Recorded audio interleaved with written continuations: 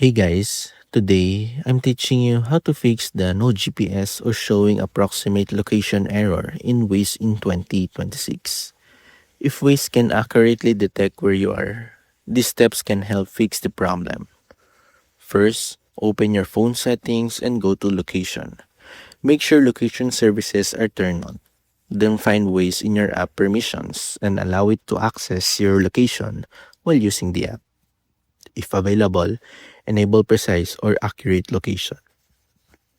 Next, make sure your phone has a clear view of the sky, especially when you're inside a vehicle. Avoid places like underground parking areas or areas surrounded by tall buildings because they can interfere with GPS reception. Now, close Waze completely and reporting it. If the problem continues, restart your phone and check the Waze is updated to the latest version. Finally, make sure airplane mode is turned off and that your phone has a stable connection for Waze services. And that's how to fix the no GPS and approximate location error in Waze. Thanks for watching. And don't forget to subscribe for more Waze tutorials.